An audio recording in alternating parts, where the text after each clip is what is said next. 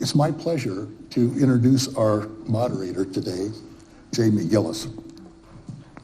Jaime's carved out a career that helps to empower people and neighborhoods to forge partnerships with each other and local government to address complicated urban issues affecting the character and stability of their communities. Her work has been focused on using policy and planning to help ease the impact of growth that have come with the return of people to the city of Denver. Jaime will lead this discussion and a Q&A about the process of city planning and development is using to develop area plans and to learn whether or not there is room for improvement in the present process. We will end this at 11 o'clock, and Jaime, please give her a round of applause.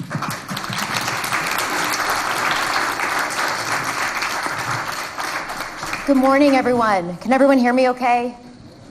Good. I have a new voice after some surgery this summer you might have heard about.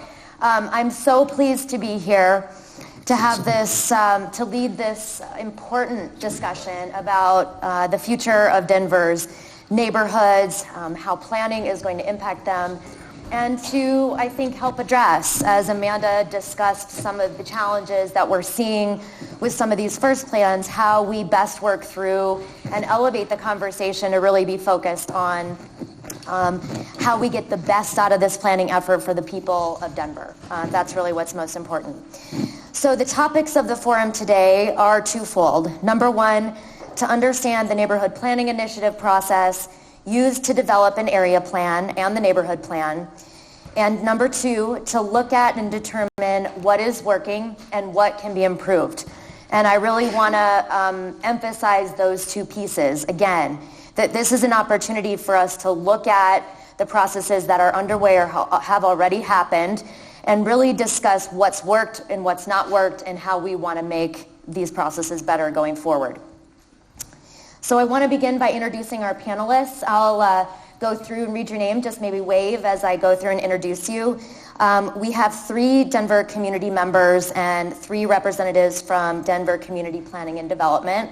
First, from the community side, we have Christine O'Connor, who is on the Inc.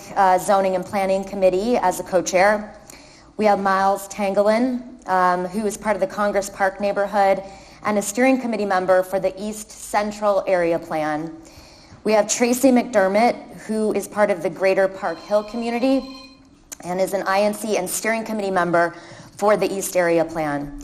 And with CPD, we have Eugene Howard, who is the West Area Plan project manager, Courtland Hyser, who's the city planning supervisor, and Curt Upton, who is the city planner. Thank you all for being here today. Appreciate it.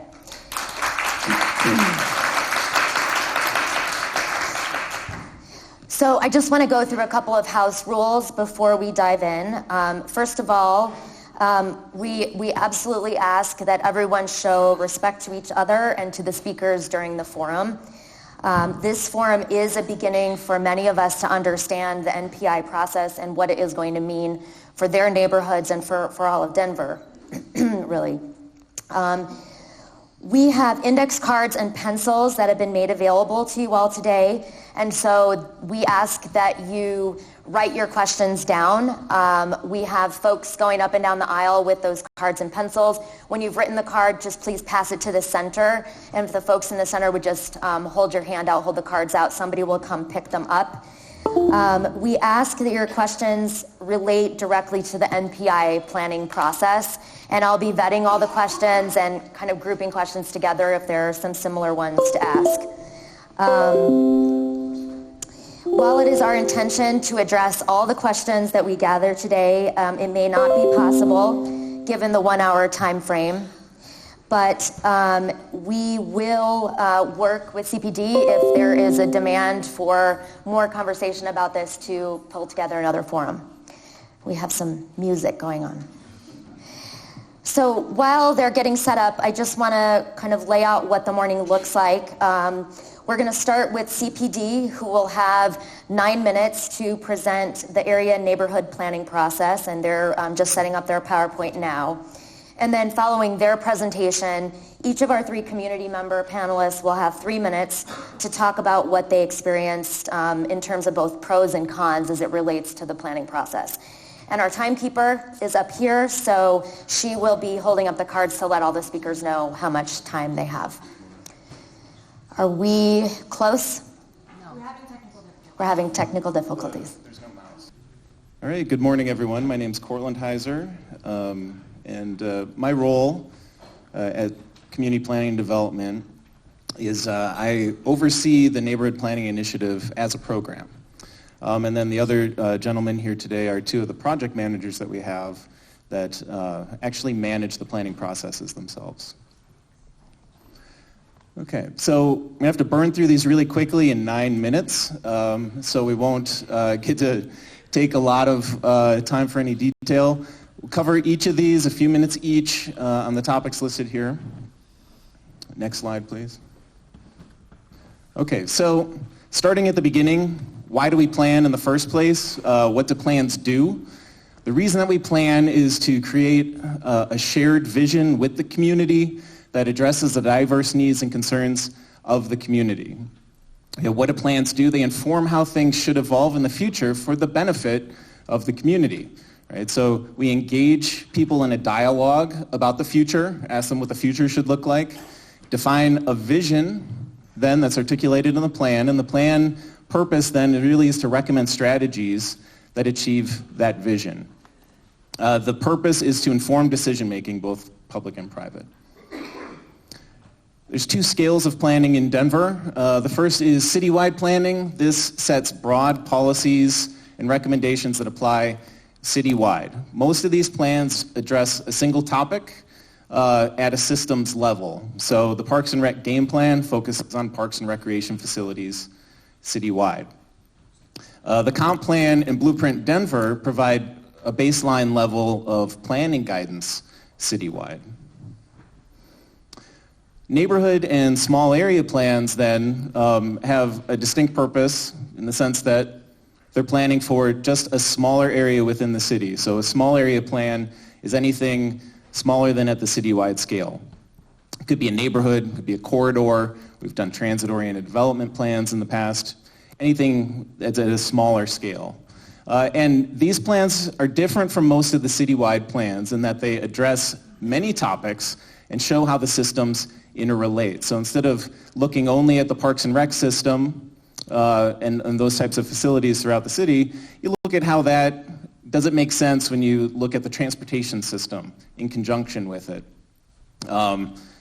See how things interrelate with each other. You're able to do that when you're planning at these smaller scales. Small area plans are adopted as supplements to the comprehensive plan, and therefore they need to be consistent with the comprehensive plan. Another way of saying is that the neighborhood plans can't contradict our citywide goals, but what they can do is identify customized strategies for achieving those goals. So the city has affordable housing goals, for example.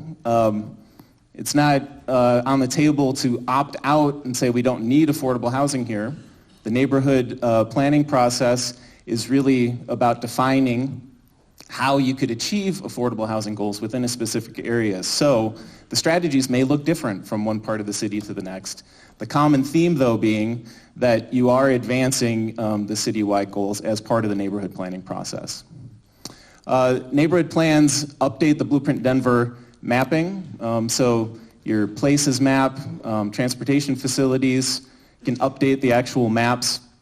And also neighborhood plans provide detailed guidance for policy and decision making, such as rezonings. They recommend capital projects and facilities, things like new pedestrian bridges, for example, something that has been recommended and implemented from many of the plans that we've done over the last few years in transit-oriented development areas.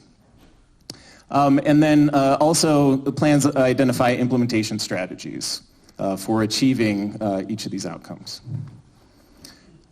This map shows the coverage of small area plans in Denver prior to starting the neighborhood planning initiative. In the hot pink, it shows what we had covered since the old Blueprint Denver back in 2002. Lighter pink are plans that are on the books but precede Blueprint 2002. And in gray, areas that don't have a small area plan or neighborhood plan at all, and that's the largest category. So recognizing that we wanted to cover the entire city over the next 15-year period or so, we came up with the Neighborhood Planning Initiative Strategic Plan. This document's from 2016, and it outlines a new way of doing small area planning so that instead of covering 19% of the city over a 15-year period, we can cover 100% of the city over that same period. The strategic plan identifies a standardized process. It's a 7-step process of plan development, each of the steps taking a prescribed number of months. That add up to 18 to 24 months total. And it also outlines how the neighborhoods are grouped together into these larger planning areas under the Neighborhood Planning Initiative. There are 19 groupings, each plan taking 18 to 24 months to complete, and doing 3 of them at a time. How do you decide who gets to go first, whereas who's later in that process? We have an index that was created of 15 pieces of data. How individual neighborhoods perform across each of these 15 indicators gets aggregated up into a score, which is then used to inform which areas have higher or immediate planning need. And these are the phases of Neighborhood Planning Initiative. We've announced 3 of them so far, have gone through this data analysis a couple of times as we get close to completing a phase, which we are in phase 1, which is East Central, East, and Far Northeast. Then we run it again and announce future phases. So phases 2 and 3 have also been announced at this point.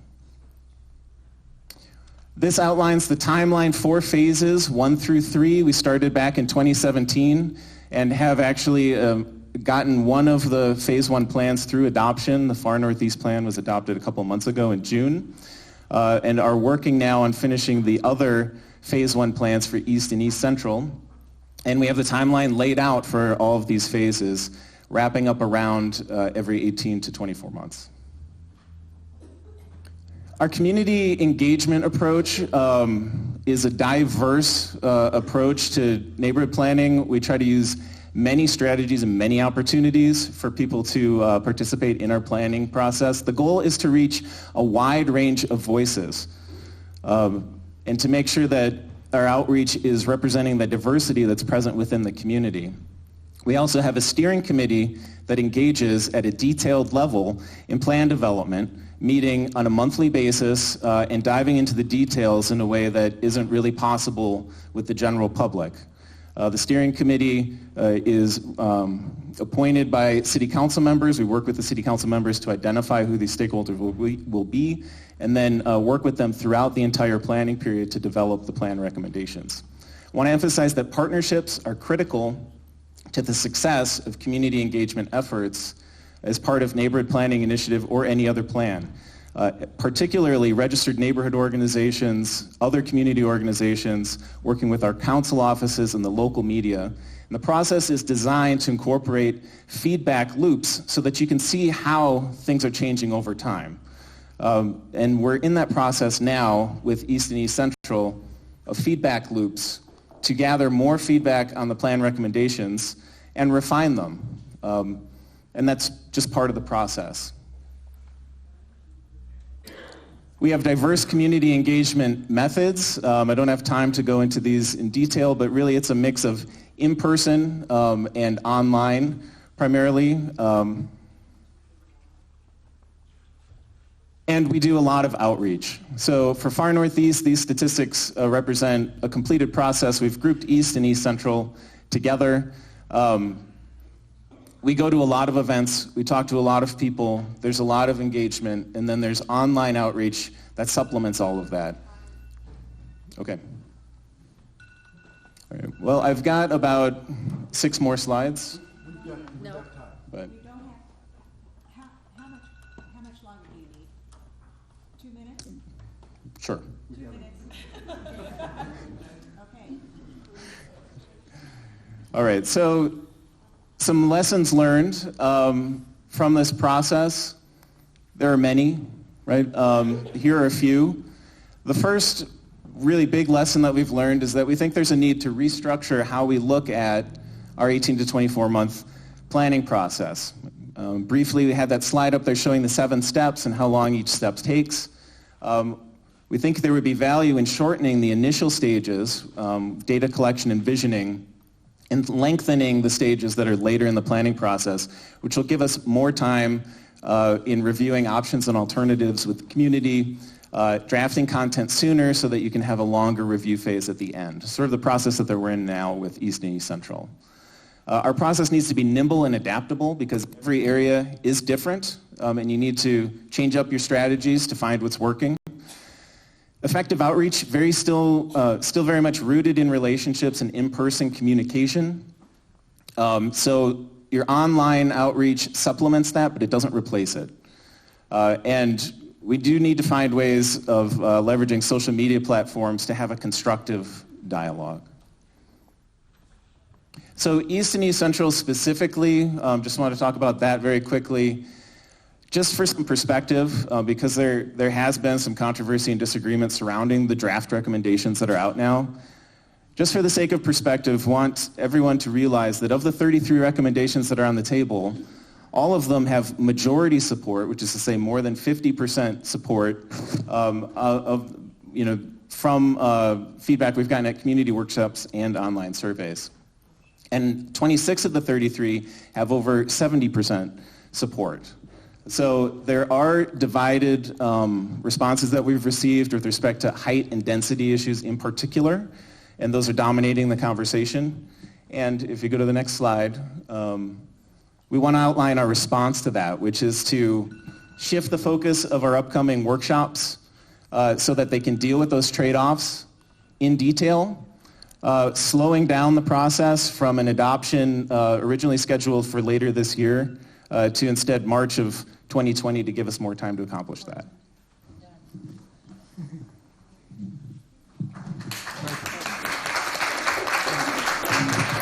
All right, we're going to go ahead and move forward with hearing from our community members, starting with Christine O'Connor, and each has 3 minutes to share their thoughts and perspective. Microphone.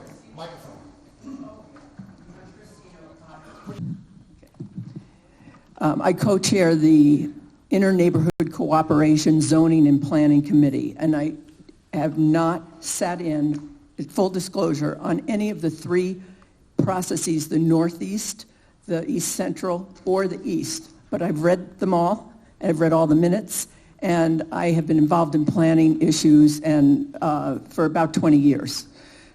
So the pros, I love hearing what people want. But I think we're being planned out. I hear the same desires in Denver Right, in Blueprint, in Comp Plan, in East Central, in Northeast, over and over and over again. And I wonder whether some of those requests couldn't be granted and worked on without waiting for a 3-year process. If a mom knows that she has to drive her kid to Ashley Elementary because it's not safe to walk or to send them on a bike, those are things that can be done outside of this process. And it's my feeling that the crux of this process is the zoning and the land use changes and who benefits from them and whether there will be displacement, unequal development that is not being talked about. For example, the TIF financing, the opportunity zones, all the issues that really the public doesn't know about and should be made aware of.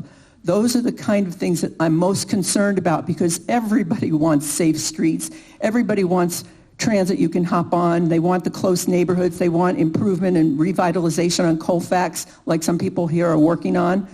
Those are desired by all of us, and I think that we need to move past that. I was very happy to hear what you just suggested, Courtland, about shortening the process. But I also have a concern with what happens while you're waiting for this process. During those 3 years, what happens to the neighborhoods when they get rezoned? During the 10 years, while another neighborhood is waiting for the process, what is going to happen to that neighborhood? And I hope there's some questions on that. I actually have more questions than answers, but I'm happy to be up here and answer the best I can. So let me just see. I think also that who frames the discussion, who frames the surveys, who frames the beginning of the process is key, because the way the questions are asked determine what answers you get from the community. Thank you. Great. Thank you. Yes, we'll go into Myles. Sorry, I'm a little bit under the weather here. It's going to take a little bit longer, maybe 4.5 minutes. So I've got something prepared. So let me first thank you for participating in this neighborhood assembly. I am learning firsthand how difficult and important neighborhood engagement is. My name is Myles Tangalin, and I've been a Congress Park resident for the last 21 years in ongoing improvements to my 1908 Denver Square. I currently serve on the Congress Park Neighbors Board, INC as a Congress Park delegate, the Colfax BRT Community Task Force, the Mayor's Pedestrian Advisory Committee, and the East Central Plan Steering Committee. Any opinions and observations I share with you today are mine alone, and I don't necessarily represent any of the organizations, or don't necessarily represent any of the organizations I just mentioned. A brief review of history. The ECP Steering Committee convened in July 2017, but due to funding glitches, the consultants didn't actually begin work until December 2018. And the first public East Central meetings began in February 2019. So the 17 intervening months, CPD and the committee worked through planning concepts, architectural styles, what constituted good design, neighborhood character, vision statements, and many other related topics during this time. In early February 2019, the first public kickoff meeting began. Later, the RNOs were paired together, and Congress Park and South City Park had their first and only neighborhood workshop meeting in mid-February. A few months later, in May 2019, the second community workshop for the 6 neighborhoods occurred. Around this time, maps and descriptions were released on the CPD project website. This next month, in mid-October, the final ECP community workshop is planned, and the East Central draft plan, estimated at over 270 pages, will be released for the first time for all to see. First, in brief review, the public process began in February and is wrapping up in November of this year. For residents, that is less than 8 months of planning with just a handful of public meetings and an overwhelming amount of information. In Congress Park, I can share with you, residents are just waking up to the plan. In late June, we had a proposed bikeway divide our residents on social media and at neighborhood meetings between those for and against. This spawned new social groups that hurled insults at each other and created a divide in our neighborhood. Some neighbors were angry and expressed strong opinions, and others felt those comments were toxic.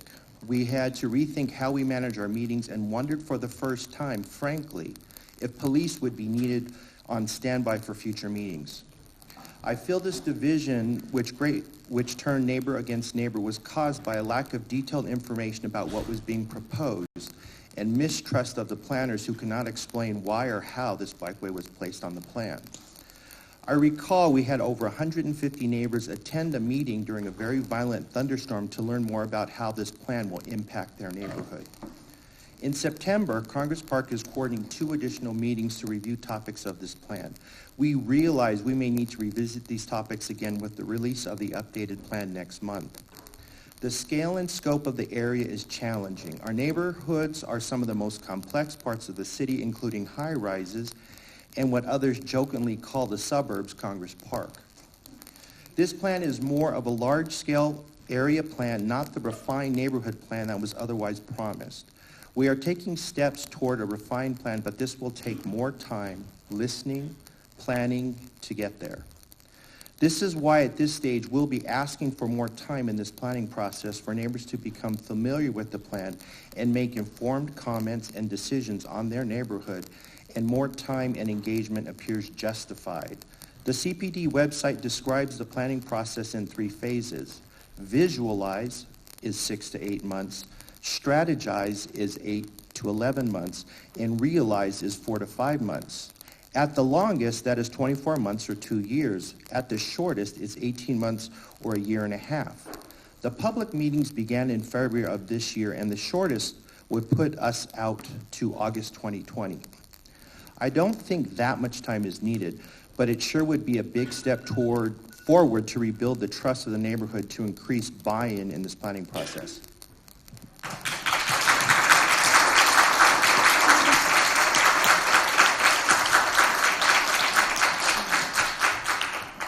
I'm Tracey MacDermott. I'm the current chair of Greater Park Hill Community. Been sitting on this steering committee from the beginning. I've sat on other committees throughout the city, including the Stormwater Committee, which was an eye-opener for our area that deals with flooding issues. I certainly echo the statements both from Christine and Myles.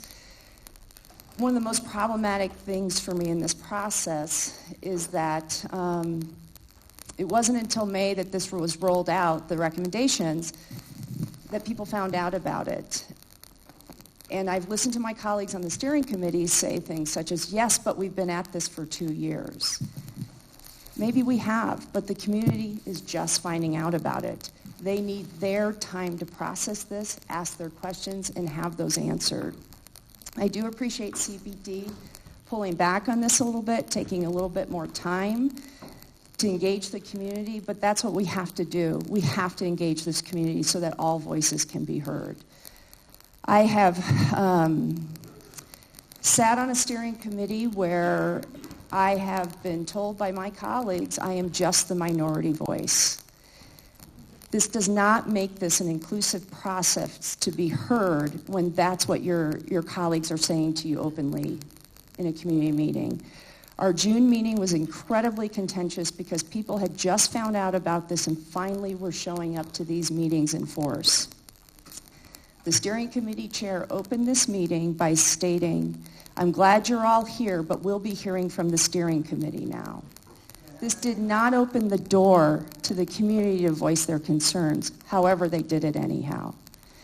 As of this week, I received from my steering committee chair a letter that was borrowed from the East Central Plans chair to garner support for the process.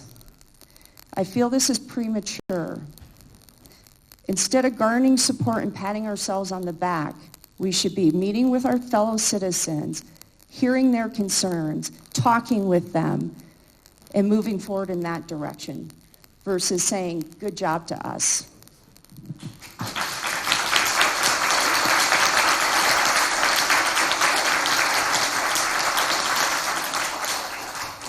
Great.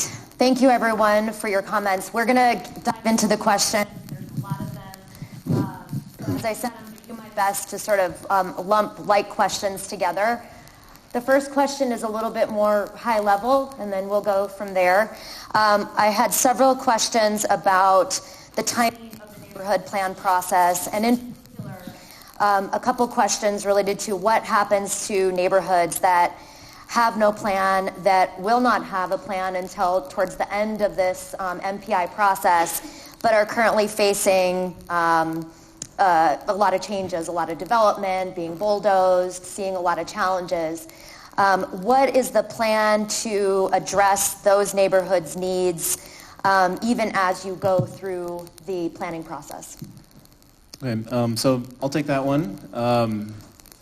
I guess the first part of the answer would be that we do have current and updated citywide plans in the form of Blueprint Denver and the comprehensive plan, updated and newly adopted just this spring.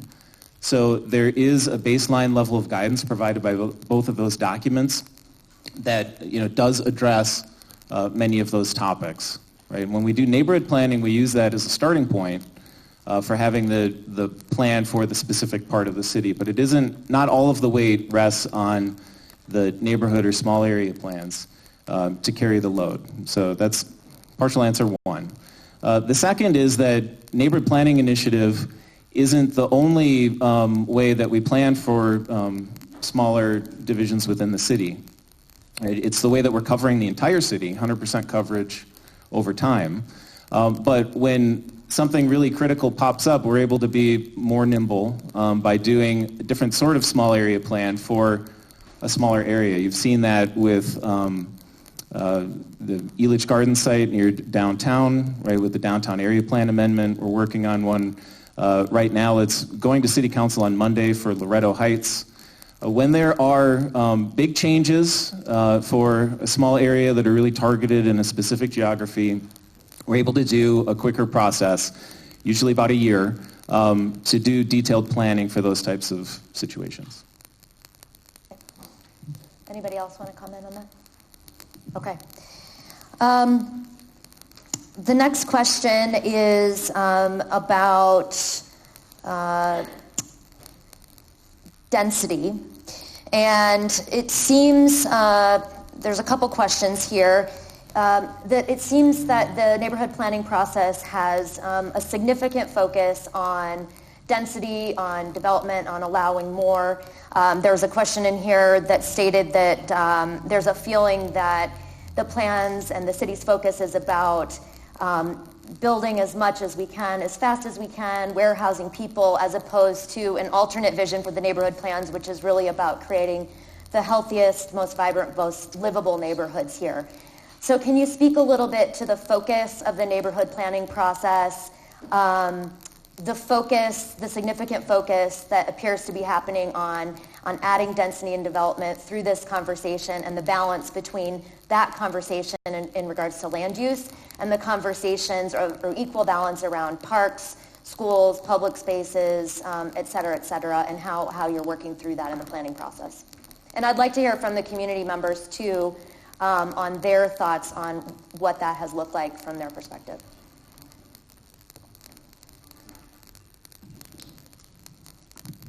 Well, I guess we can start, or would you like to? Okay. So your neighborhood plans cover a broad range of topics. They're really very comprehensive in the issues that are addressed. So it isn't that they emphasize matters of height and density in particular. Those are part of a long list of topics that these plans address. And with our current processes in East and East Central, those have been the two that have risen to the top as having the most controversy and disagreement about what the recommendations should be. And in any planning process, there's always a handful of things that kind of rise to the top later on in the process that garner most of the discussion. And then for these two plans in particular, it happens to be those two topics. But every planning process has something or a handful of things that end up becoming much of the discourse once you get to the draft stage.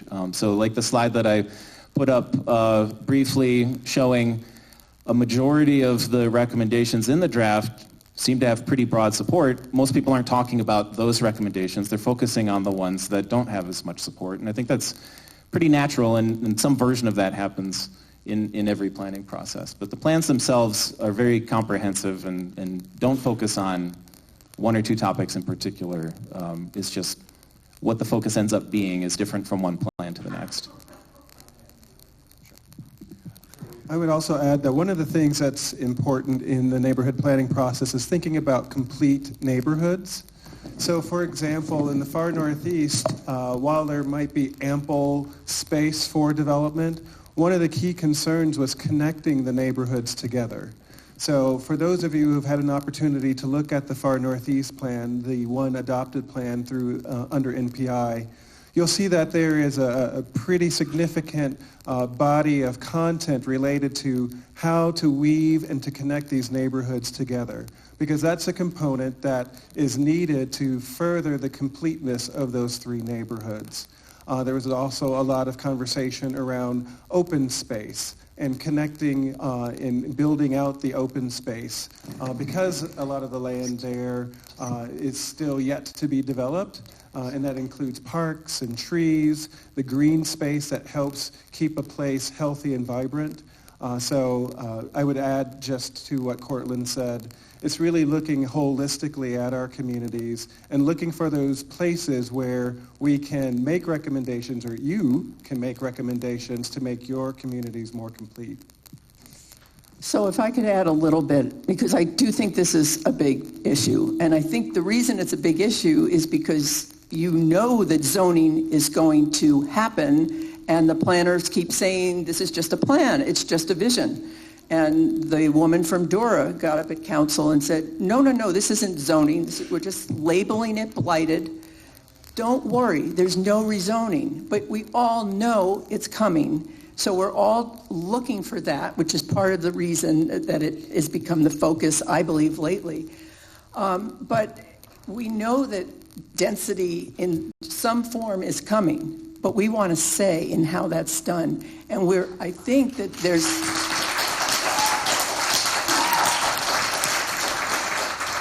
One of the key things that I've read over and over again is that the focus of the plan is going to be to preserve affordable stock and implement a variety of options that keep people in their homes or make minor adjustments.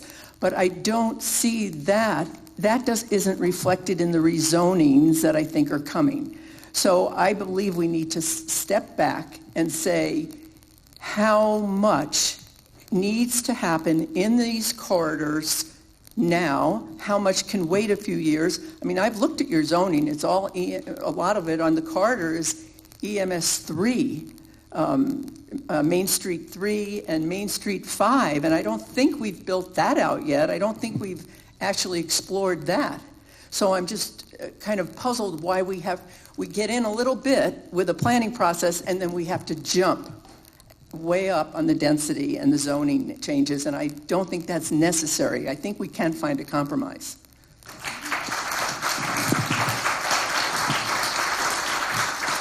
So based on my opinion, Blueprint Denver and these small area plans, the NPI, is designed to increase density. The goal is to increase density.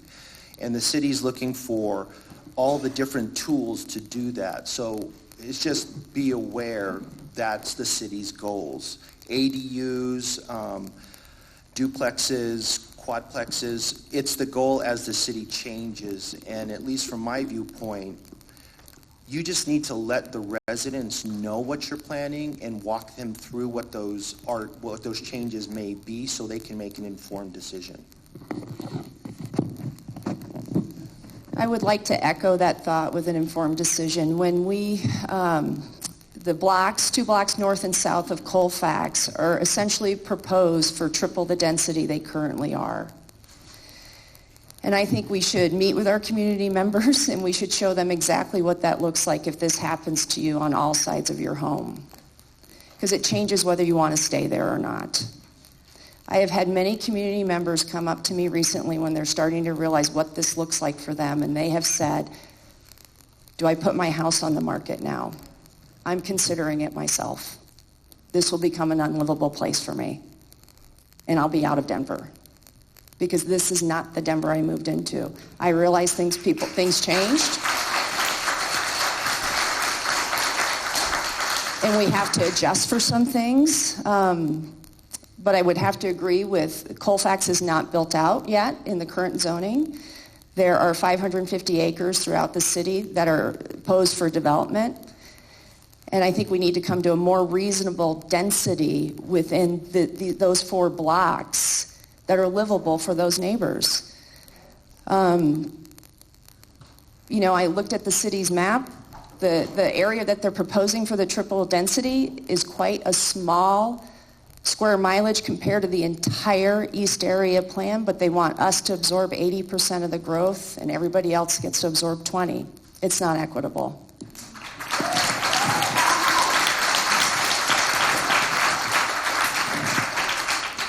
So since we're talking specifically about some of the East Area planning, I want to bring up a couple people asked the question, since the East Area Plan is primarily based on the transportation corridor, i.e. BRT, with the funding shortfall of BRT, the lack of a traffic study, the City of Aurora not participating in BRT, how can the East Area Plan possibly move forward on assumptions?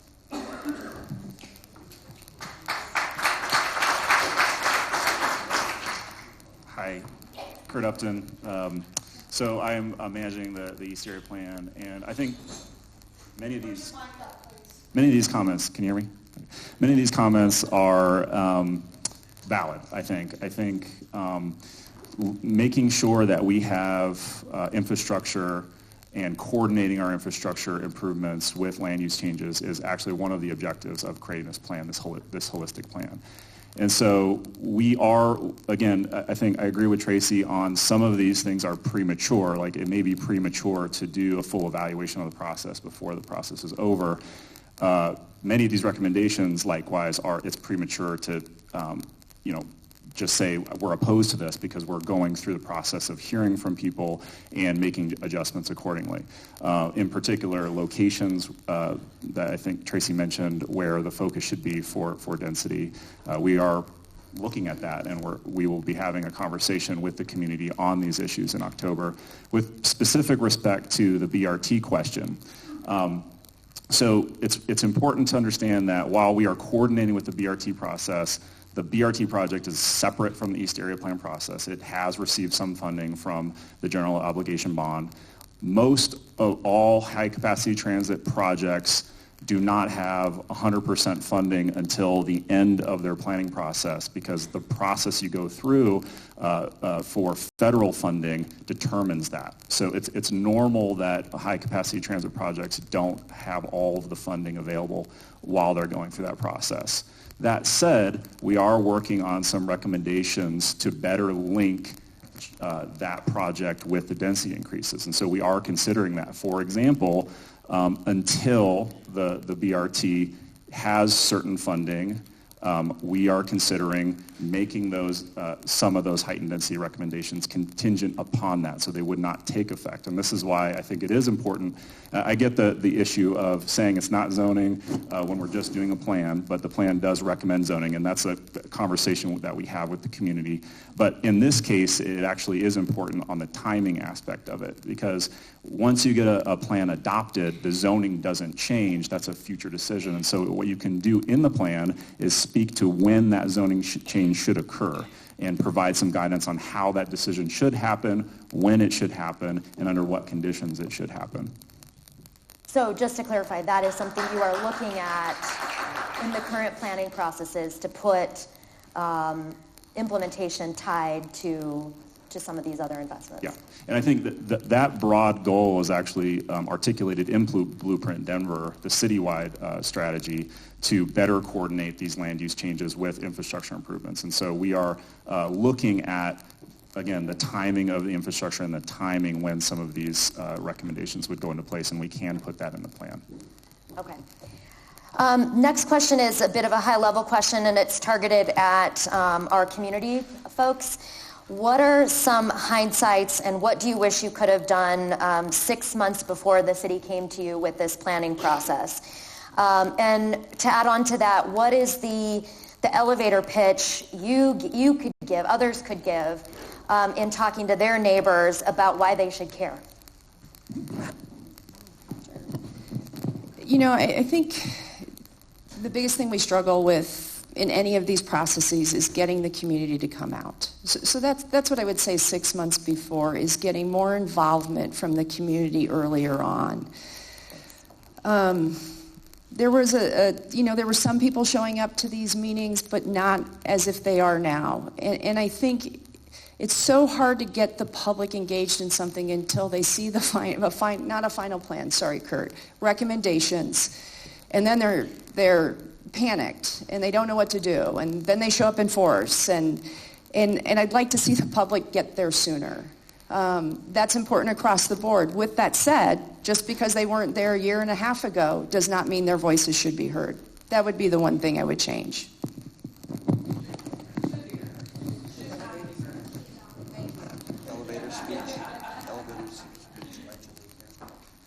The community, it's where you live. This affects your quality of life. Show up.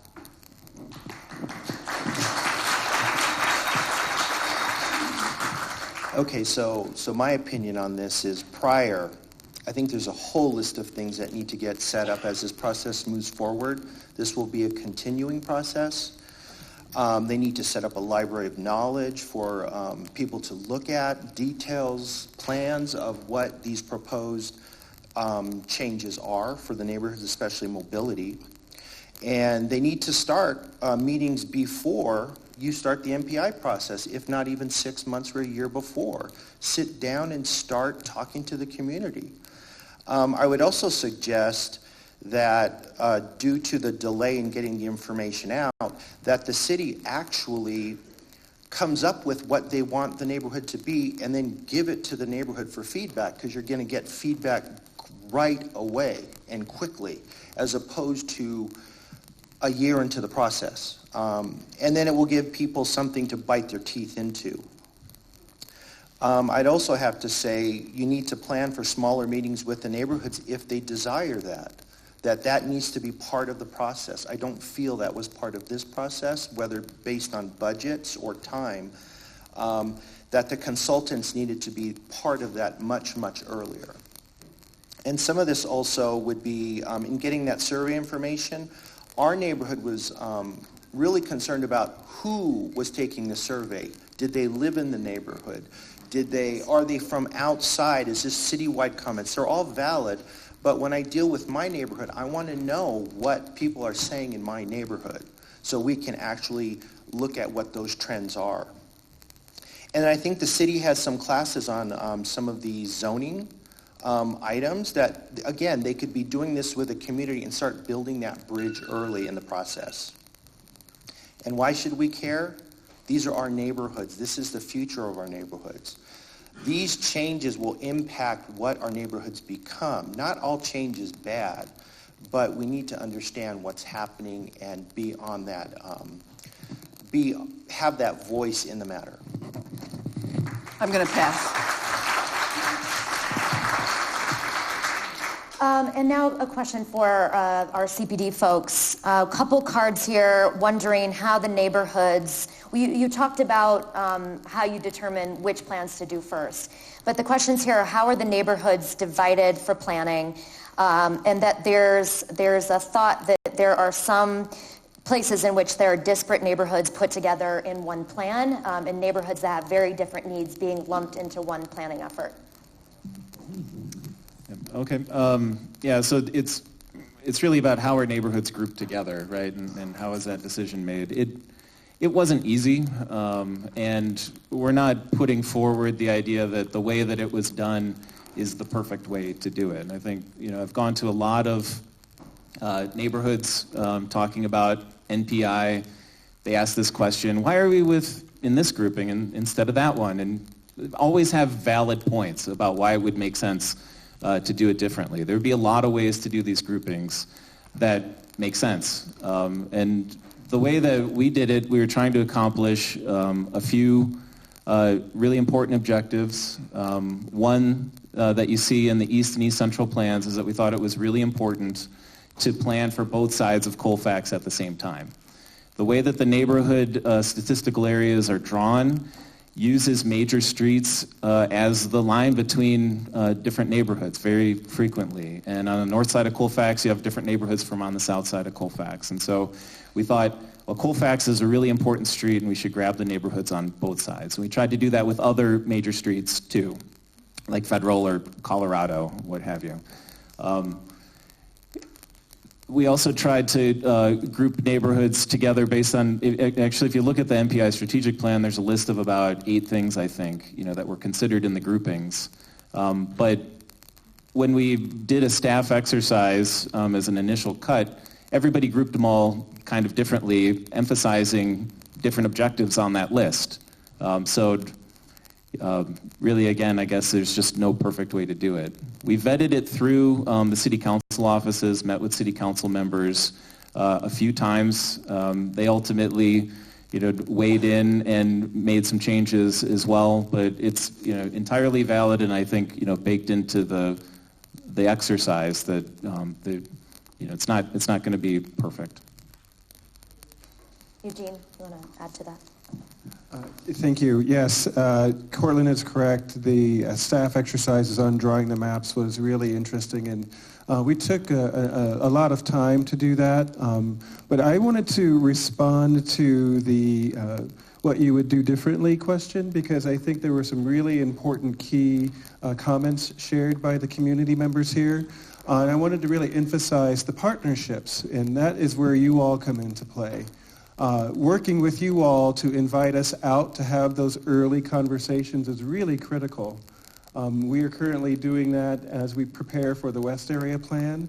It hasn't officially kicked off yet, but our team has gone out. We've been walking the streets, every street in that plan area. We've been meeting with neighborhood groups. This week we went to an elementary school in Valverde to talk about the upcoming planning effort. So I just wanted to emphasize the critical role that you all play in the partnership and helping us get out and talk and have conversations within community months before the actual planning process occurs. So you are absolutely correct. It is very challenging to get people motivated to come out and to get involved, but that's why the partnership with you all is so important.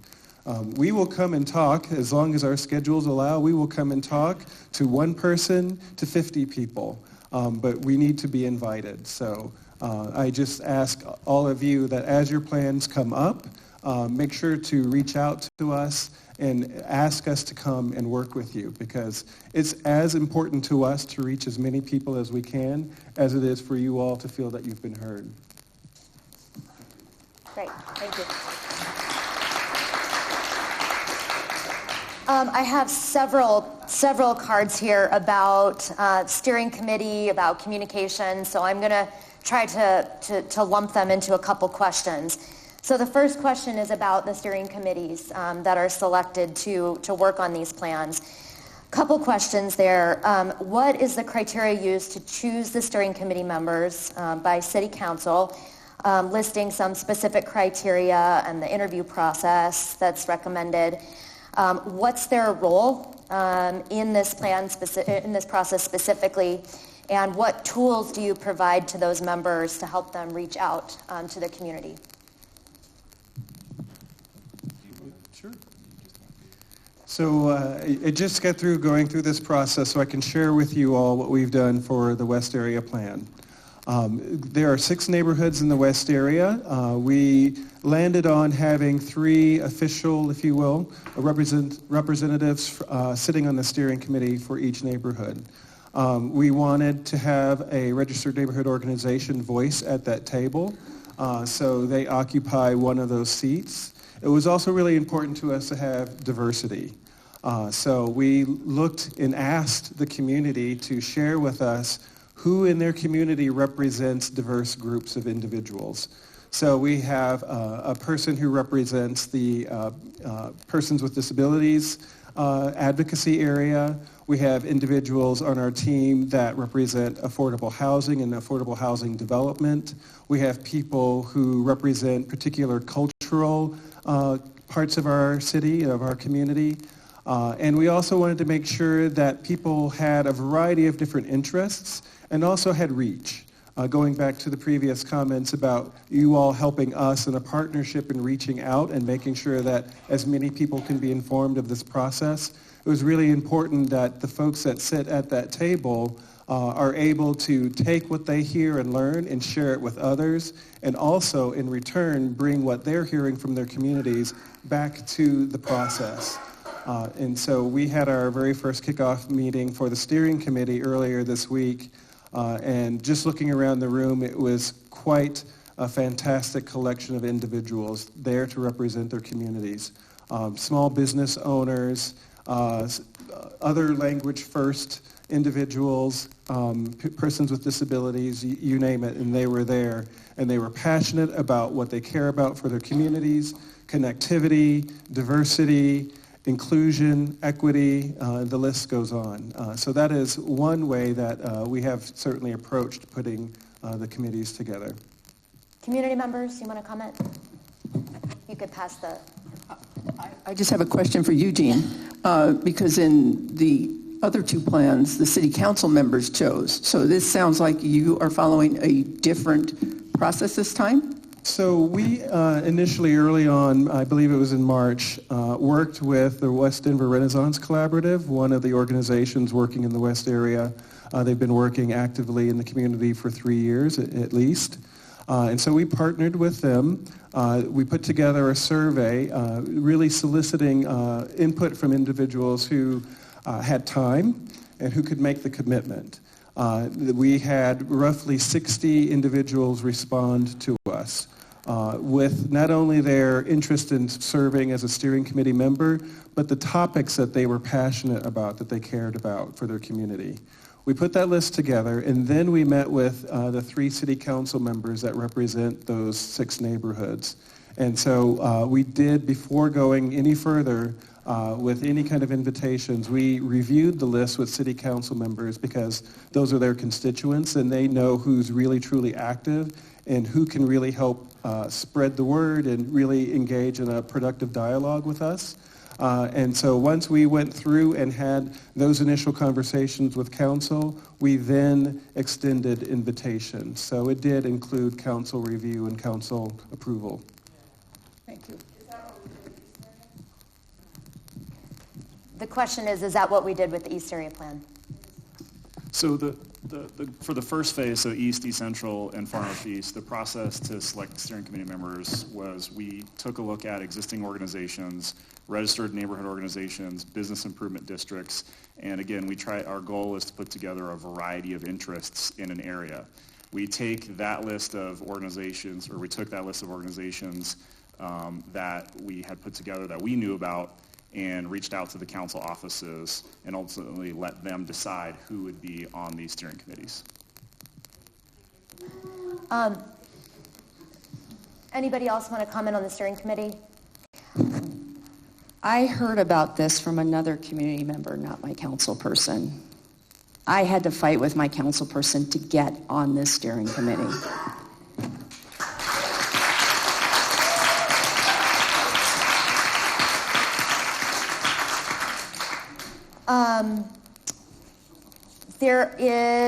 There are a number of questions, about communications. And so I know we went through that kind of quickly on the PowerPoint.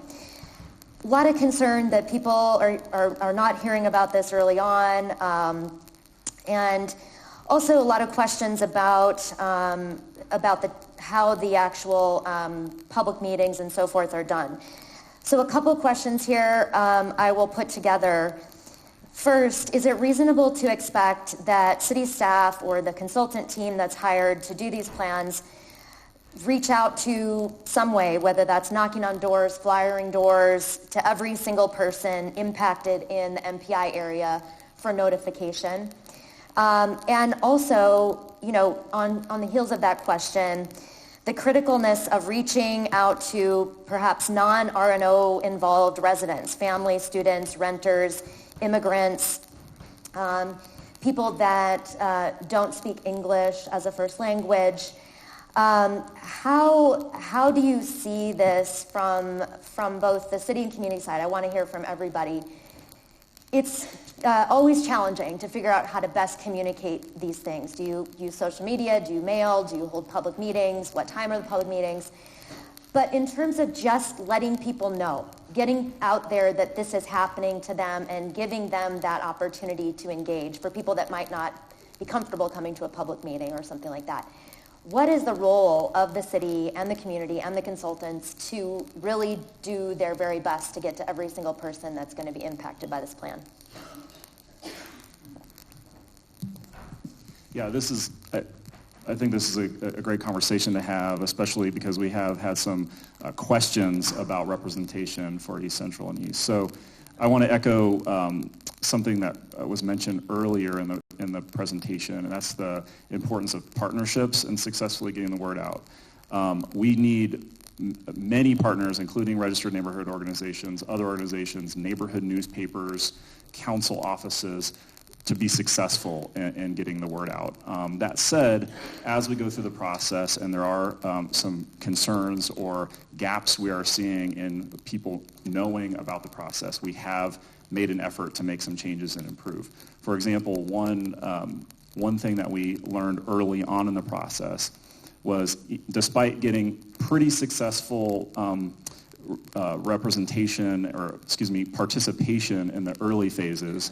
So we had several thousand people either attend meetings, this is before actually we had consultants on board, attend meetings or participate in online surveys. We asked the question, who is participating? So do you own a home? How much money do you make? What are some demographic questions? It was an optional question. But most people actually responded to that demographic question. What we learned was the vast majority of people that were participating in our process were of one demographic group. They were homeowners, they were wealthier, and mostly white. And so what we learned from that process is, okay, we have some good participation from one part of the community, but we need to do more on other parts of the community. And so we compared who was taking our survey and who was showing up at meetings to the actual demographics of the neighborhood to identify some of those gaps. And we shifted some of our budget to reaching out to people we were missing. So we went out to apartment communities. We partnered with some apartment operators to get more renters involved. We hired interpreters to have several workshops in multiple languages. In the East Colfax neighborhood, very diverse neighborhood, we held, it was a first for me, we held multiple workshops in more than 5 languages. So we have done some steps to try to be more representative. There was also a request in the East area to do a direct mailer. And so there's budget challenges with that. There's resource challenges. I've personally done this earlier on different projects in my career, and it has pros and cons as well. People will still say, well, I didn't get the mailer. But that said, we did hear that, and we are actually going to do a mailer because our goal is to invite the community in this process. We understand it's a challenge to get 100% notification in an area. That's why it's critical for strong partnerships.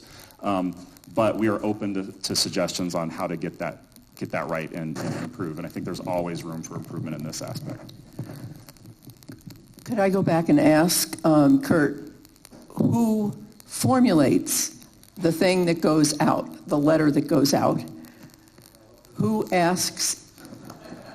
I mean, I know that you are partnering with the business improvement districts, and I know they have money and they can do some surveys, but I'd like to know, where does the survey question or the tone of the letter that you're sending that says, hey, you live in the far eastern edge by Yosemite, and we know that you must have a lot to say, but we haven't seen you. We need to know X, Y, Z. Who formulates that letter? Who sets the tone? I am really at a loss because I can't find that in the minutes anywhere. So this gets back to partnerships. I think what you're asking is who we're partnering with to get the word out. So it starts with our steering committee members, and we give our steering committee members information to help get the word out. So we'll give sample content that they can put in their neighborhood newspapers. We give emails with sample content that will, say, here is how you can get involved.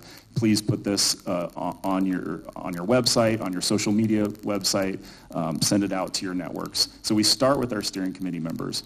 We also work with our council and elected officials to get notification in their newsletters and communications and social media.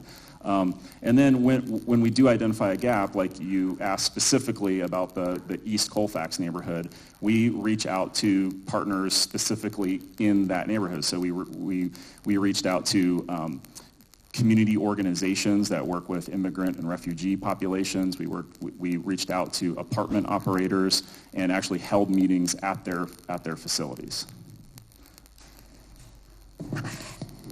I just wanted to add a little bit to that both last questions. I know for us in the far northeast, when we were going out and having those early pre-planning conversations, we heard a lot from the community about what their immediate concerns and issues were. And that information coming from the community really helped sort of put some guidelines or parameters around our first conversations and the first materials that were shared when we began the process officially. We also have a communications team. And before anything official goes out, they review and evaluate the language, they look for tone. So we do have communication professionals that are working with us on the work that goes out as far as communications go.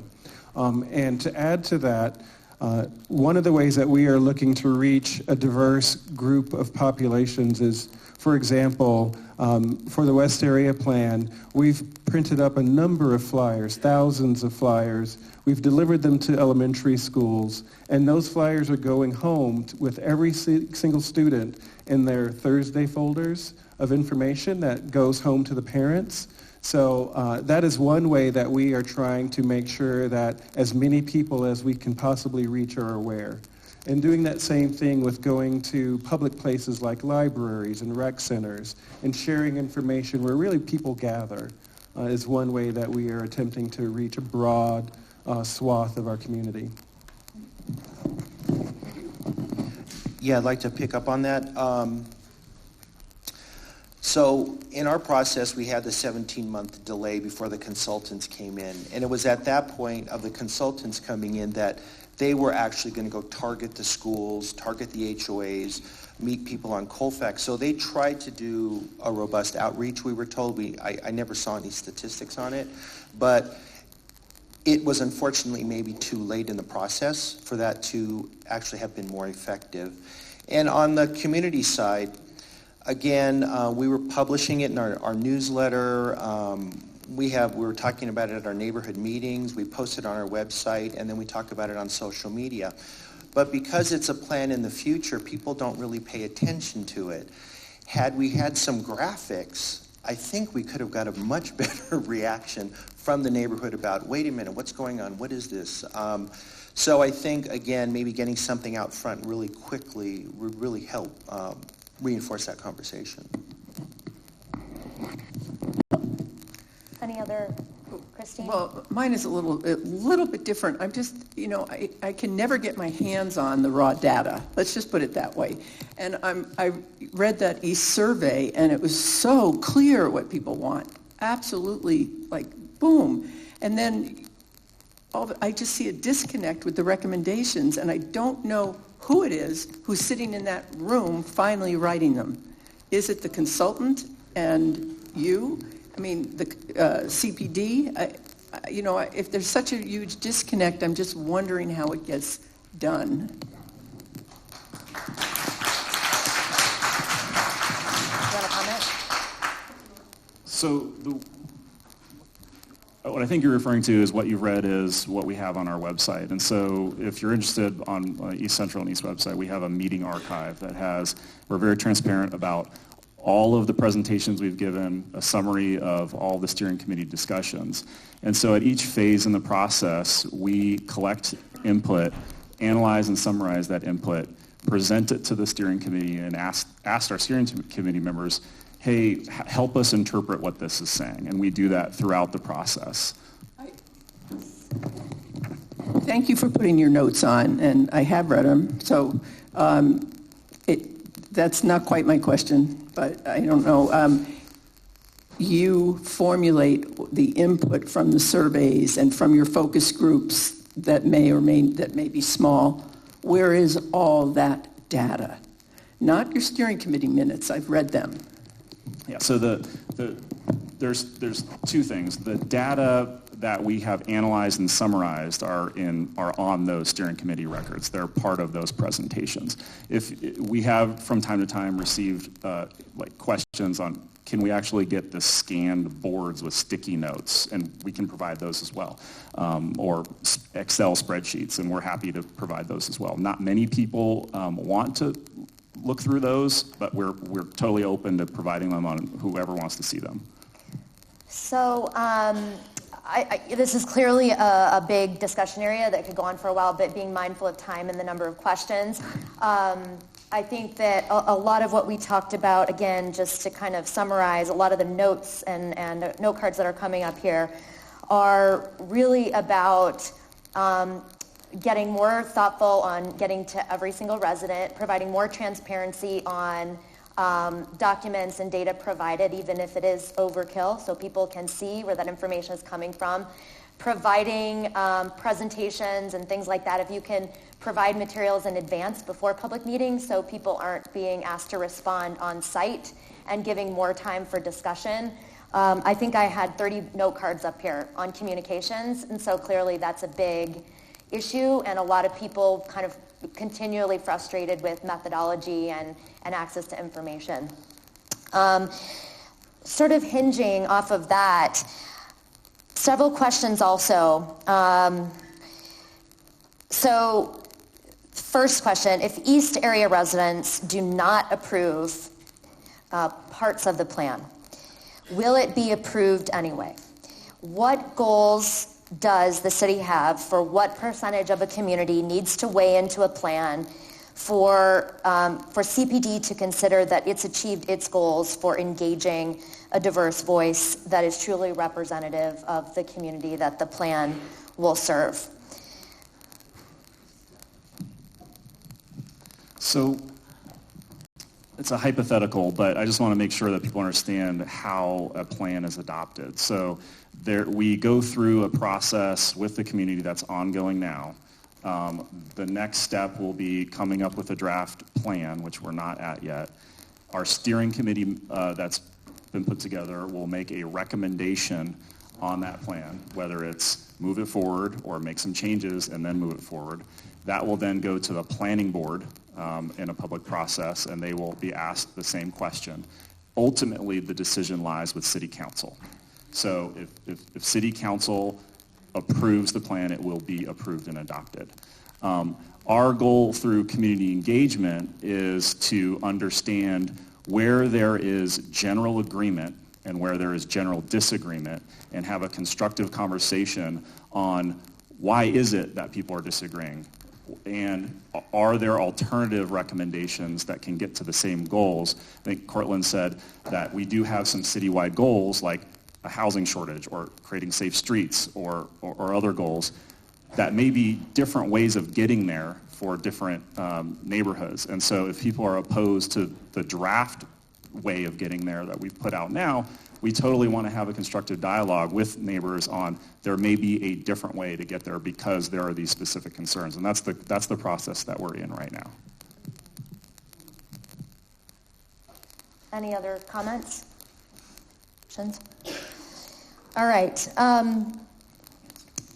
Because these plans are being led out of community planning and development, several questions here on how the plan process works in terms of involving other departments, parks, public works, particularly regarding details around implementation and keeping up with city services, for example, police, waste management, safety and security as density comes, if the plan recommends that. So how is the planning effort integrated into all the other city departments as recommendations come forward?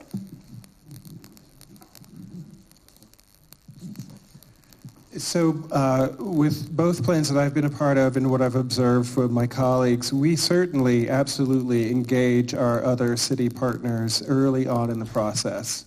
I joined the city when the strategic thinking and the strategic plan for NPI was being created, and we had ongoing, regularly scheduled meetings with all the other city agencies in the development of that approach to neighborhood planning.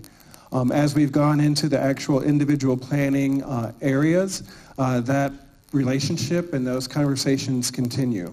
So for example, with the West Area Plan that is getting up and going, we've already held 2 interagency meetings, strategy meetings, partially because there is so much work happening in the city that it's really important to us to have those conversations to understand what our partners are currently actively doing.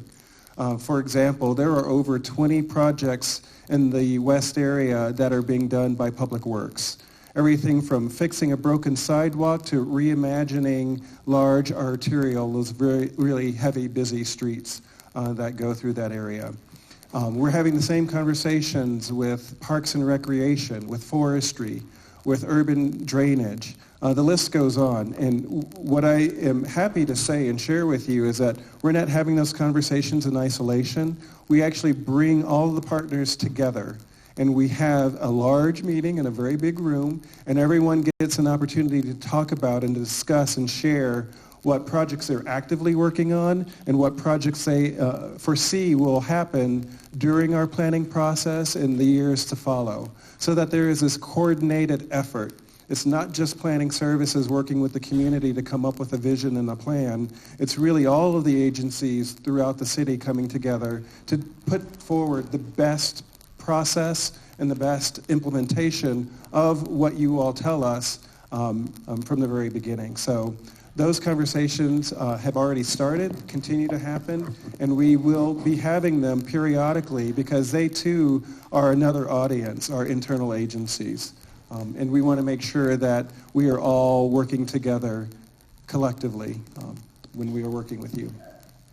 So I'll follow up with that. It seems from my point of view after reviewing the plan that the burden for the density is going to be given to give incentives to developers to build these buildings, as well as maybe residents to build ADUs. The part I'm not seeing is, as we increase density, how are we increasing open space? Are we going to get more police officers? Are there going to be improvements to intersections? As we get more foot traffic and people move around, it's easy, it seems to me, for the city to rezone something and not do anything. That's kind of an easy way to do it, as opposed to saying, we're going to get you some open space, we're going to do that. I know we do have some incentives in the plans for private developers to offer maybe some open space or low-income housing. But it's kind of, I see the city sitting back and just kind of letting the development happen or incentivizing the development. So I don't see how the city is investing in the game. I know they are looking at BRT and they are improving some streets, but with the proposed changes, I almost want to see more from the city on this, from Public Works, to say we're going to commit to this. If we do this, we're going to commit to this. At least that's my opinion.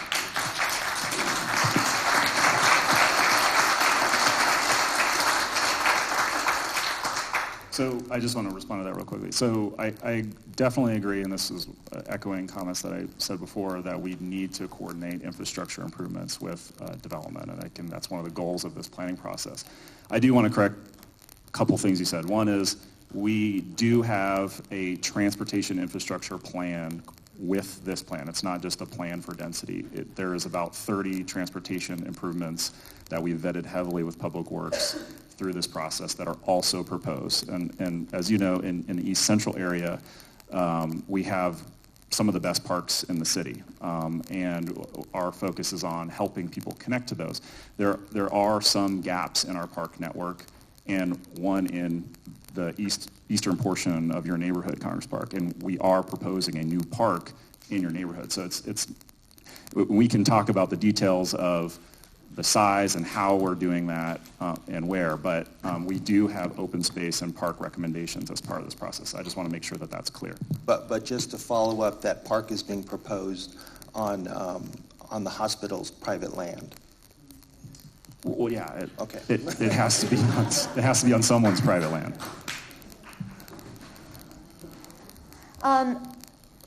Building off that, if the plan, say a plan is adopted in March 2020 as per your timeline, the question is then how long before the city does move forward on repairing streets, on addressing the parks and recs and open space recommendations, on dealing with infrastructure?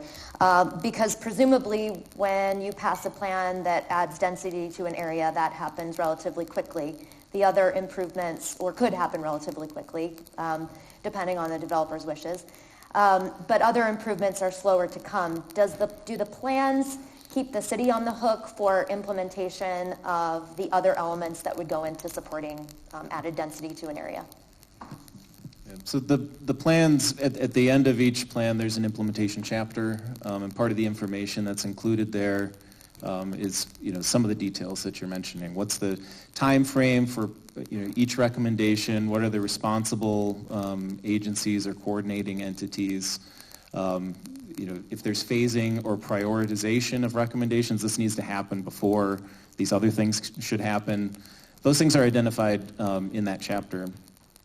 Where it gets challenging is that there are a lot of recommendations, many of them complex, and each NPI area plan is advancing like another big load of stuff that needs to get done over a long period of time. And I think that's oftentimes the frustrating thing for people that participate in a plan, gets adopted, and then they want to see the implementation starting right away.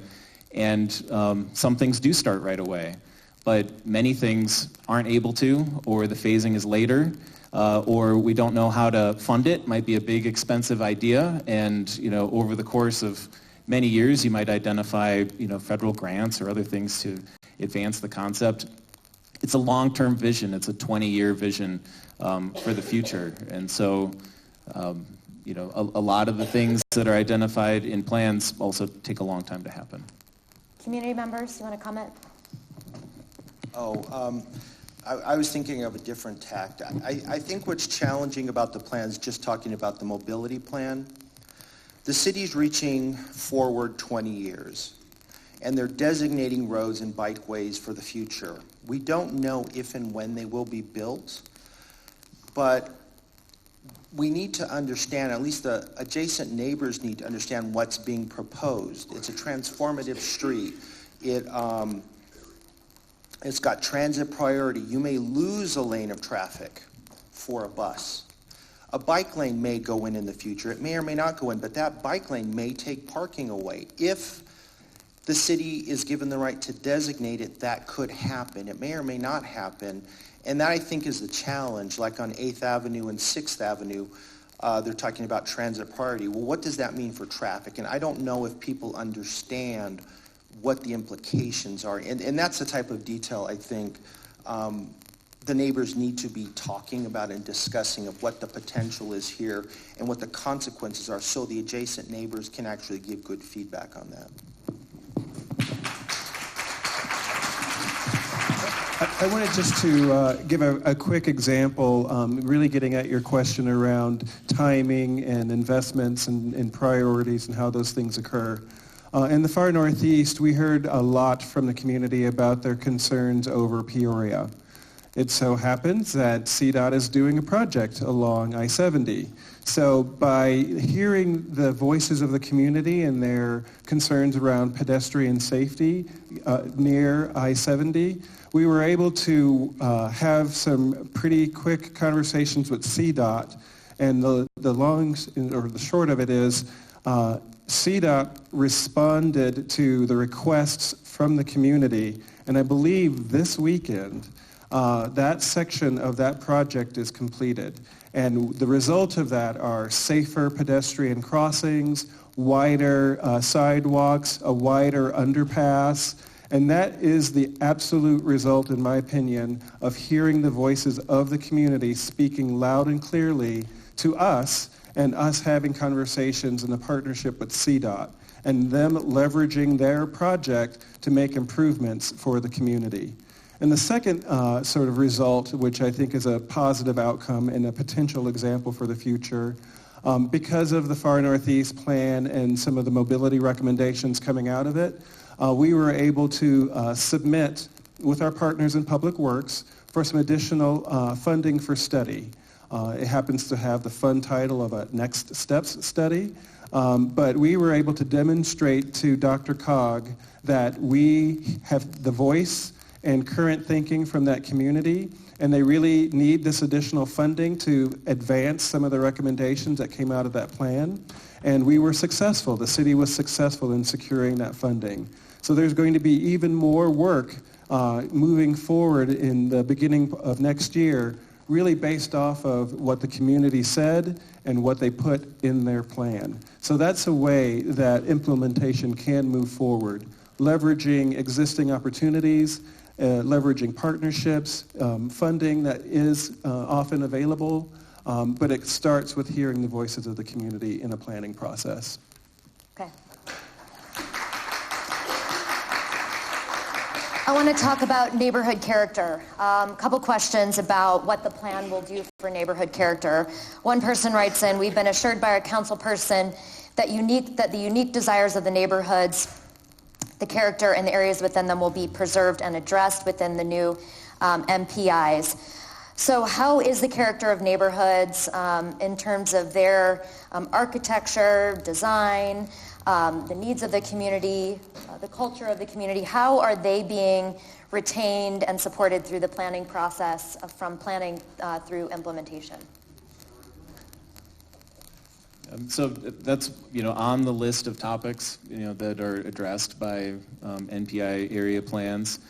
We come at it from a number of different angles because there's sort of the character of an area is kind of what many different things add up to, right? And the plan deals with many of them separately, right? And they all kind of add up to character. So what is the land use, right? What are the future places? We have urban design sections within the plan that identify what some elements that could be architectural. They might be about the development patterns, how buildings are situated on lots. Some neighborhoods have deeper setbacks, some have shallower setbacks. These things create the character. So all of it's addressed in the plan. And one of the things that NPI area plans do is we don't just deal with everything at the large scale of the conglomerated neighborhood area. There are individual chapters for each neighborhood statistical area within the NPI planning area, and then that's another opportunity to get more specific on the unique character defining elements within an individual neighborhood, that makes one neighborhood unique from the others that are surrounding it. You can draw attention to it in that section as well. Christine? Well, I'm not sure if this is really character or, but I am concerned that what's going to happen right along the corridor is that the character of small homes that are in that, especially in the immediate 2 blocks on either side. I'm not sure you're even calling that character, but it seems pretty important to me, and I am not reassured that we don't already have investors swooping down because it's an opportunity zone, because they're, and I don't know if people know what the federal opportunity zone is, but it's a tax break under Trump's tax cut law of 2017 that says if you have a capital gain, you don't have to pay taxes if you hide it in an opportunity fund in these certain areas, which go from Quebec to Yosemite, for example.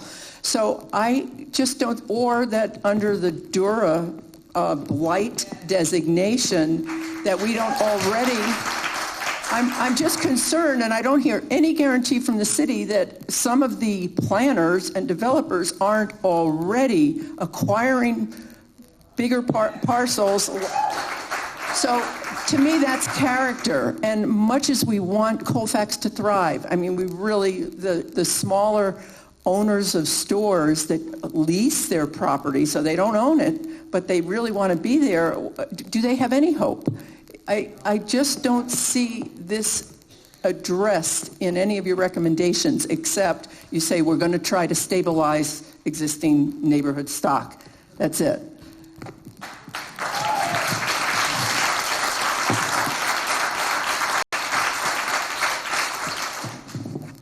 So a couple things. I think we definitely agree with some of the points that you just made about investors coming in and changing the character of the neighborhood and doing scrapes and rebuilds. And I think you said something accurately. It's happening today, right? And we are seeing, especially in some areas like the East Colfax neighborhood, but even more broadly, investors, flippers, coming in, tearing down what used to be, historic or at least a very old small bungalow on a larger lot and replacing it with sort of the McMansion, in quotes, or the large box that's less affordable. So we've heard that concern. We've also heard concern about scrapes in older neighborhoods like Park Hill, like Congress Park, of these tear downs, and then what's being replaced is out of character, right? So again, it's this sort of juxtaposition. And we've heard loud and clearly, and it's been a commonality of design critique throughout this process of four main things: form, mass, scale, and materials. And so to your question, what are we recommending to address that? In our draft recommendations, we are recommending enhanced design guidelines and standards for our commercial areas, including Colfax. We're also recommending that for neighborhoods as well. One of the trade-offs that we need to discuss further with the community, and this will be part of the topic of conversation in the next round of community engagement, is how far do you go with requirements for homeowners, right? So in these requirements for a better design outcome and a better character or preserving neighborhoods, you can go down the path of encouragement and incentives, or you can go down the path of requirements and burden regulation. So we want to have that conversation with the community on, here's the problem, we think we heard you on what the problem is, and here's a solution we've put out there. It's open for critique, it's open for discussion, and we can have a conversation about it. Is that the right solution? In terms of the broader question you raised about renters and small business owners, we believe we have a very robust response to that. That is a concern that we've heard through this process from small business owners, particularly those who are renting their space along Colfax, that they could get priced out and displaced. We have a number of it's not accurate to say we don't have recommendations around that. We have a number of recommendations around how to help those small business owners. And again, we are totally open in this process for additional suggestions on that as well, but we do believe that we have addressed that.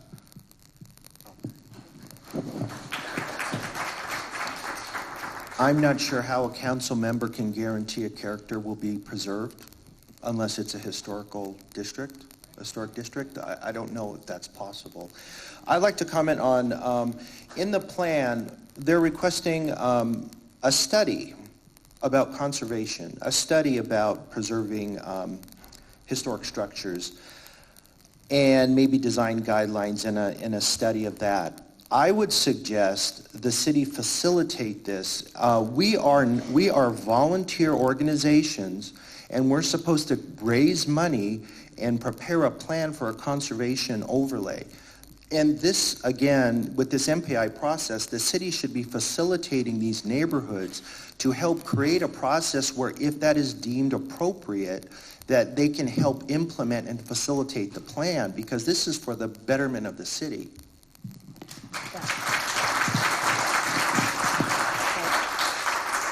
So I agree with that, and so we're not recommending that I think what the actual recommendation says is that we partner with neighborhoods on that. It doesn't say that the neighborhood it's on them or they have to fund it, and we can be clear about that. I would really like the city to take a serious look at the split level design on these homes. When we talk about character preservation, we've all seen the save so many sides of your house and you can build whatever it is, and then the house looks nothing like it used to be. So we save the front of our houses and we have a huge addition on the back so we can create these split level houses. These homes will look nothing like they do now. These bungalows will be gone. And I think the city seriously needs to look at that. I'm getting offers for my house daily in my mailbox. So, if you think this is not affecting people right now, it is. And those 2 blocks, north and south at Colfax, are at risk of being gone with this proposed development.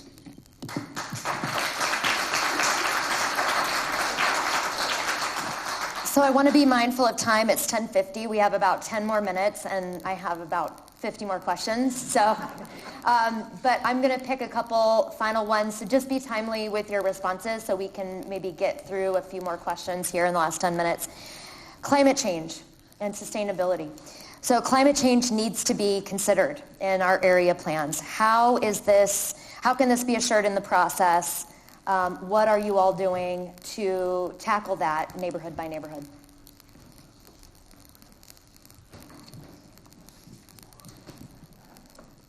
So we do have a section in our plans that deal with environmental resilience and quality of life. a lot of the focus, at least for the east and east central area, I guess in particular the east area, has been an issue with green infrastructure, flooding, and cleaner practices to stormwater management. There are some flooding issues in the east area, and there's quite a lot of recommendations on how to do that in an environmentally sensitive approach, especially with climate change, predicting more such extreme weather events. How can our neighborhoods be better prepared from an infrastructure approach to address that? I think bigger picture, the question is a growth pattern question as well. And Blueprint Denver talks about this, that there's different models for developing a city, and the approach that we are recommending move forward in our area plans and in Blueprint Denver generally is to be strategic about growth and focus growth in areas where that makes it easier for people to not have to drive as much. We're not assuming no one's going to drive, but we're trying to make it easier for people to not have to drive as much. And I think there was a forum that I went to, I think Myles, you were there last week, where someone put up some data, a map of Denver that showed the carbon footprint or what places within the city emit the most carbon emissions, and it's the perimeter, it's the suburban areas, and the driving factor for that is the lower density suburban areas on the periphery of the city have to drive much more and therefore are emitting much more pollution in addition to carbon emissions. And so one of our bigger picture approaches is the smart growth model, which is intended on focusing growth in strategic areas, again, that make it easier for people not to have to pollute as much. Very quickly, the 5-second response to that is working with our partner agencies in the city. So we have a green infrastructure team, we've got street guidelines, and by working with our partners, urban forestry, that focus in on those climate change issues, and working with them and incorporating their plans and their work in our work is another way of addressing that issue. Can I jump in real quick? Yes. I don't think anybody wants to drive. Frankly, I think we all want the bus to work or the train to work or BRT to work. And if the city is serious about any of these plans, it needs to be ahead on that, and it's not. So I don't think it's going to get greener until we do that. And the other thing that needs to be considered here is Denver is right there in the top 5 for the heat island effect. More buildings are going to increase that. I'm not saying we shouldn't add density. Less permeable land space, we're going to increase our flooding issues. We have to seriously address those.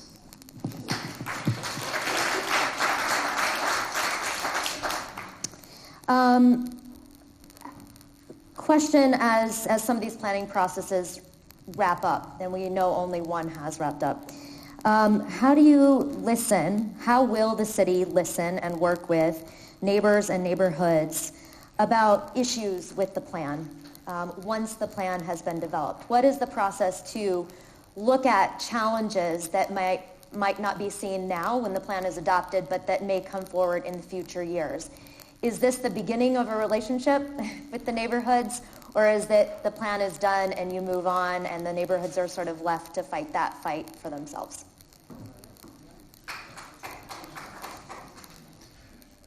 So if there's an issue with the neighborhood plan that is serious enough and needs to be addressed, we do have the opportunity to amend plans. And that's something that, it's not just for an NPI area plan, it's for any plan where we realize there's a serious need that needs to be amended. So that's something that's on the table, and if there really is a problem with the plan, it's an option for addressing it. And maybe also speak to, if somebody can speak to, what implementation looks like as an ongoing process between the city and the neighborhoods.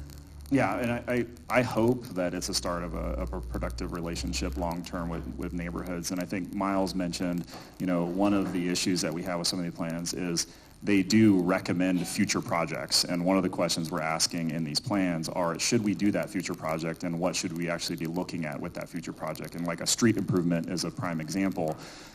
The plan can only take that detail so far, and basically we're asking, should we look at this street to improve public transit or bike safety or whatever the issue is. And if yes, we should do that, then that's codified in the plan as a recommendation. We can here also put in the plan, what are the concerns with that? Well, we don't want a lane of parking to be repurposed, and we can put that consideration in the plan to help guide that future project. But those future projects will have community engagement as part of them as well, and we can be clearer about what that looks like in the plan. But we do want partnerships with the neighborhoods that we've engaged with the planning process in those implementation recommendations in an ongoing way. Eugene. So you mentioned the Far Northeast plan. So in that next step study, there has been a neighborhood group formed to work with Public Works.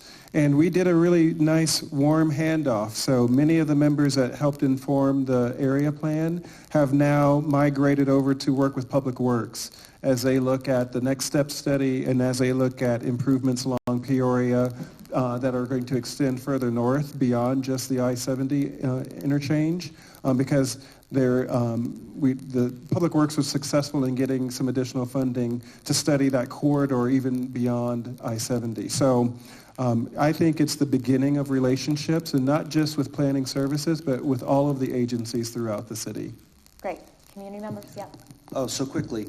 I like what Curt was saying. I didn't know we could add those type of details.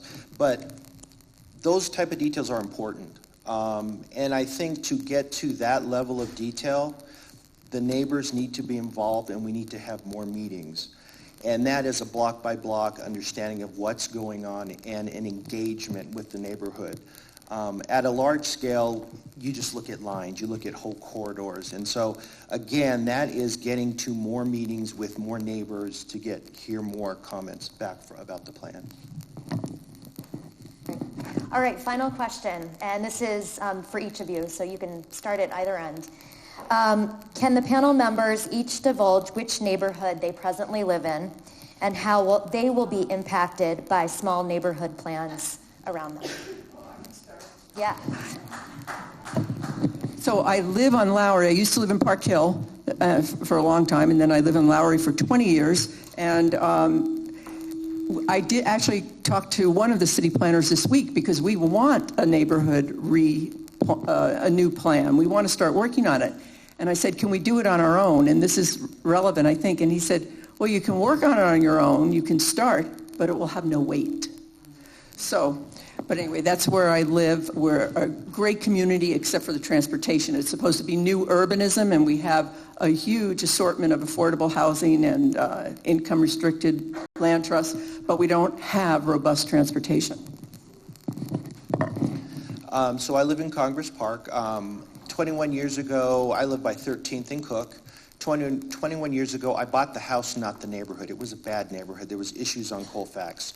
That has abruptly changed. We've got Sprouts. It's a vibrant area. It's a great neighborhood.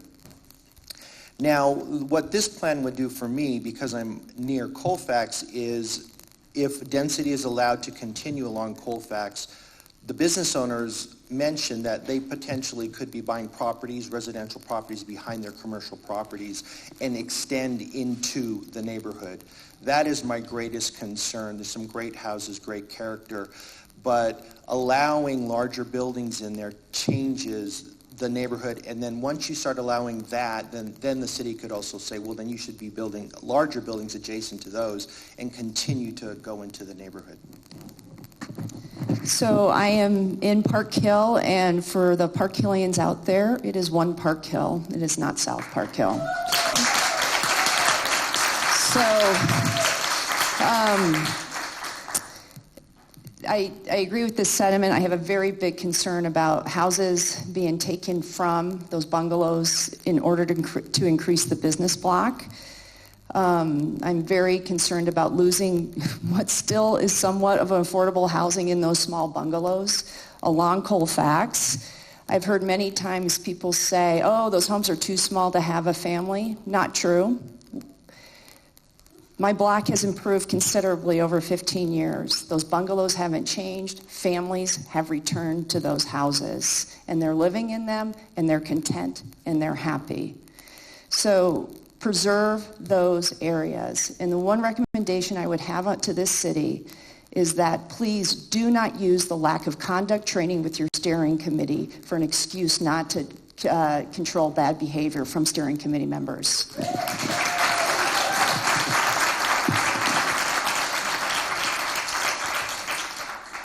And then on behalf of staff, I'll just say that they wanted each panelist to say where you live and how you'd be impacted. well, what I'd like to say is that staff.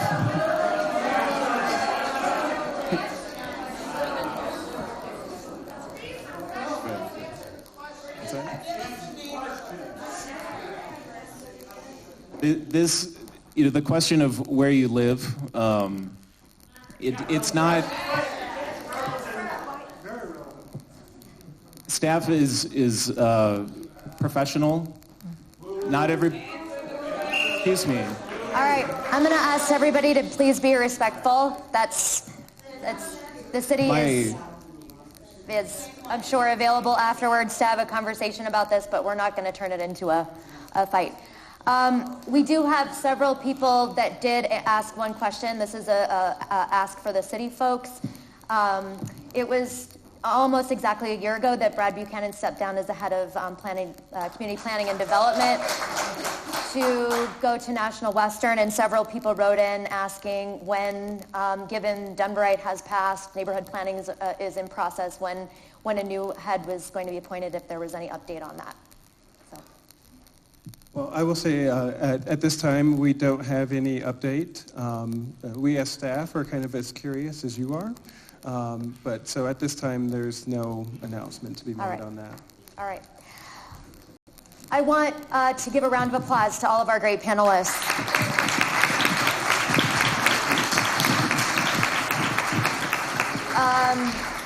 This is the stack of cards that I didn't get to. So I will talk with INC. There has been some discussion that there may be another forum or conversation, or perhaps there's another way to get some of these questions answered and get them out to people. Thank you, though, for all your great, thoughtful, deep questions. Did our best to cover as much territory, and thank you to INC for hosting this. Appreciate it. And let's have a round of applause for our moderator, Giellis. Thank you, Jaime. Thank you very much.